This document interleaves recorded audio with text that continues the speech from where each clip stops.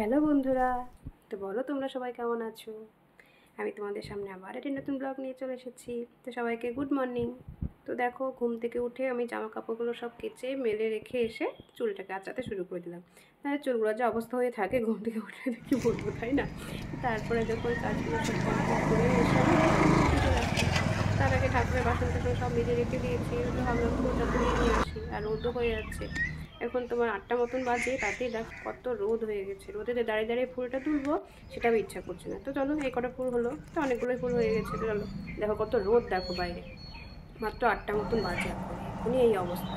সারাদিন তো পড়েই থাকলো। আর ঘুম থেকে উঠে থেকেই মনে হচ্ছে প্রচণ্ড গরম, বাপরে বাপ। যেমন কি বলবো, গরমে আর সহ্য হচ্ছে না গরমটায়। কালকেও তাই ছিল, আজকেও তাই। তো সব কাজ টাজ কমপ্লিট করে দেখো চাদরটা চেঞ্জ করতে চলে আসলাম। তো ওই ঘরে একটা ঘরের চাদর আমি কালকেই চেঞ্জ করে নিয়েছিলাম। তো কালকে তারপর আর গরমে না এই ঘরে চাদরটা চেঞ্জ করতে ইচ্ছা করলো না। তো সেই জন্য সকালে ঘুম থেকে উঠে এই কাজগুলো করে ফেলছি, চাদরটা চেঞ্জ করে নিলাম সেই জন্য। আর দেখো, কাল থেকে মুড়ির প্যাকেট আর এই বিস্কুটের প্যাকেটগুলো এইখানেই বসানো আছে। মানে গরমে আর ঘরে নিয়ে যেতে আমার ইচ্ছাই করেনি।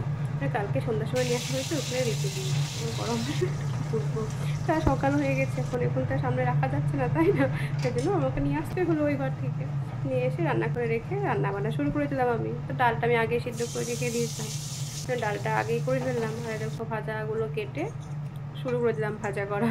আর সব সবজিগুলো আগেই কেটে নিয়েছি, সব সবজিগুলো কেটে রান্না করা শুরু করে দিয়েছিলাম। তাহলে কী হয় বলো, তাড়াতাড়ি হয়ে যাবে।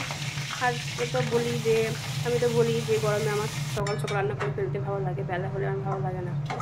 তো এই দেখো, যাই হোক, তোমার সাথে গল্প করতে করতে আমার রান্নাও আমার কমপ্লিট। দেখো গরমে এত মাথা খারাপ হয়ে গেছে যে গ্যাসটাও বন্ধ করিনি আমি, কত পরে গ্যাসটা বন্ধ করলাম।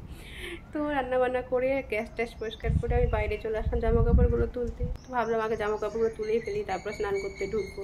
আর স্নান করার পর আবার যদি জামা কাপড় তুলতে আসি তো আরও ঘেমে যাবো। সেই জন্য আমি আগে জামা কাপড়গুলো তুলে রেখে দিলাম। আমি দেখো এখানে থাক, স্নান করে এসে তারপরে আমি এগুলো ভাঁজ করবো। তো ফ্যানের তলায় বসে বসে, তাই না। তো চলো স্নানটা করে নিই।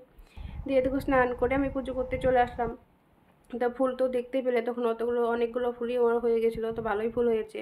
ঠান্ডার সময় ফুলগুলো ফুটতো না, কিন্তু এখন ভালোই ফুল ফুটছে। আর মাঝে কয়েকদিন বৃষ্টি হওয়াতে আরও ফুলগুলো ভালো ফুটছে।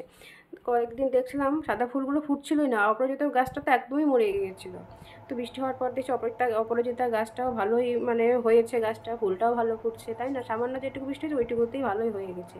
তো যাই হোক, এই দেখো জামা কাপড়গুলো সব ভাঁজ টাজ করে আমি রেখে আসলাম কিছু। আর কিছু দেখো খাটের উপর রাখাই আছে, পরে করবো।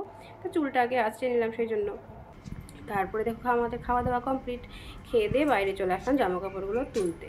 তো দেখছি কিছু কিছু কয়েকটা কাপড় ভেজা, বেশিরভাগই শুকিয়ে গেছে, কারণ অনেক সকালেই তো আমি কেটেছি। তো যাই হোক, আমার ভিডিওটি আজ আমি এখানে শেষ করছি। সবাই ভালো থেকো, সবাইকে বাই।